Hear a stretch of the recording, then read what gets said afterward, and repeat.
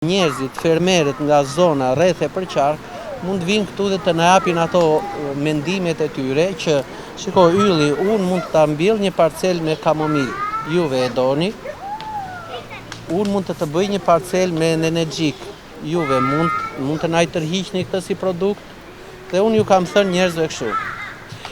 Ta marrim një produkt,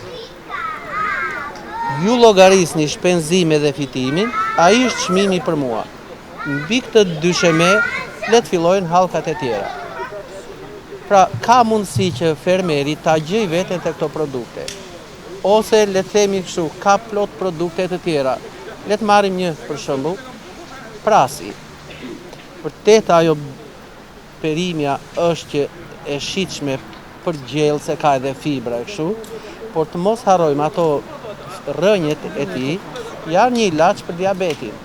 Pra, ajo mund të grumbullohet dhe fermeri do të shtojë të ardhurat e veta.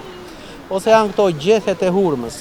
Ai fruti i hurmës i ëmbël është i mrekullueshëm për njerëzit, por të mos harrojmë që me gjethet e hurmës ne ju bëjmë shumë mirë njerëzve që janë me diabet. Që do të thotë? Mund të pijmë neve, për shembull, mund të ham një ëmbëlsirë, mund të pijmë nga një gotë verë ose kështu, dhe nëse duam që organizmi jon të marrim më pak sheqer dhe alkool, atëherë mund të pijmë një çaj me gjethet e hurmës. Atëherë, pse ti lëm këto gjethet të bien për tokë, kur fermeri edhe këtu në kavaj, mund t'i vjeli, të thahen mirë, të manipulojnë mirë, dhe ju vjen në shërbim njerëzve që kanë diabetin ose vuajnë nga kjo sëmundja, jo vetëm e sheqerit, por edhe nga obeziteti i tepërt.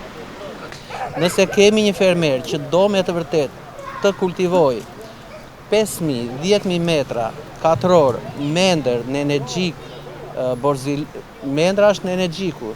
Borzilok, po. Borzilokun. Borzilok, farliri e të tjera.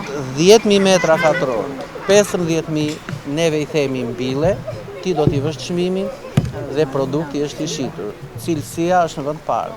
Nuk vë unë çmim, e vë fermeri. Pra, kaq është çmimi i farës së zezë. Ka plot që thonë, shiko, fara e zezë nuk bëhet Shqipëri.